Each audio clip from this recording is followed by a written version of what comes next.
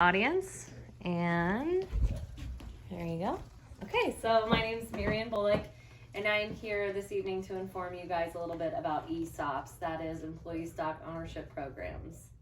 Have you ever heard of it? I honestly didn't until my company decided to discuss converting to an ESOP business model. So according to Forbes magazine, ESOPs are most effective in companies where the established or desired cultures care about employees. I mean, it makes sense, right? You want to go to work, you want to love what you do, you want to plant your seeds where you work, you want to see success, and you want to progress in your company. I love my job, and that's one of the reasons that I'm going for my business admin degree is to bring something to the table if and when we convert to an ESOP style business. So through this speech, I'm going to discuss a little bit about the successes, the downfalls, the businesses that have positively converted to an ESOP program, the employee stock ownership business model, and over some of the research that I've done.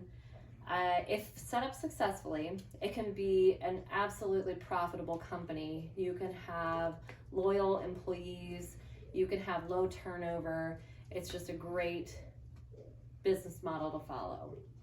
So according to the website I located, which is National Center for Employee Ownership, they have listed over 100 employee-owned companies that are through the United States. It's a top 100.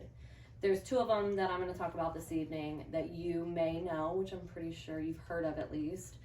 The largest one is Roush Auto Sales, Roush Honda. It's local.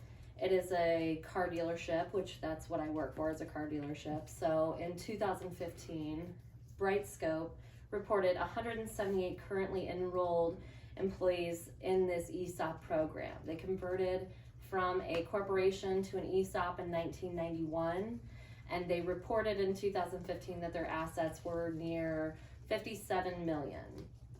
So to present day in 2019, Huntington International, they interviewed Jeff Brindley. He is the owner of Roush Honda.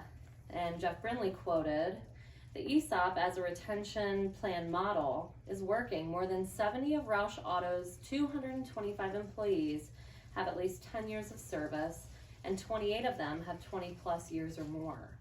So if you do the math from 169 in 2015 to 225 in 2019, you can absolutely tell that it is a positive business model. It's succeeding, it's progressing, it's profitable. Another one just to mention is Publix. It's a local, or not local, it's a national grocery chain, and I had no clue that there were any ESOPs that was a grocery chain, right? I also saw a blogger by the name of Mary Joseph. She is quoted to say that there's more than 11,000 active ESOPs in the United States. So I asked myself, what are some of the benefits, what are the positives of becoming an ESOP program? I read an article by a lady named Kelly Arnold. She's from the Edward Lowe Foundation, and she quoted, "Besides the tax benefits for owners, companies that use ESOPs reap multiple benefits: retention of employees during the tight business labor market, increased company growth, employee production, and money to refinance debt or any other business purpose." And it's the original intent is to enable a smooth succession when the owner wants to retire.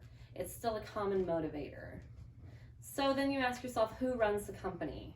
You're transferring the ownership from an owner to employees. You have a board of directors. It's a majority vote type thing. So essentially, we all still have a job. The best part about it is no doors close. You still get a paycheck. The owner gets a paycheck, and we are majority ownership.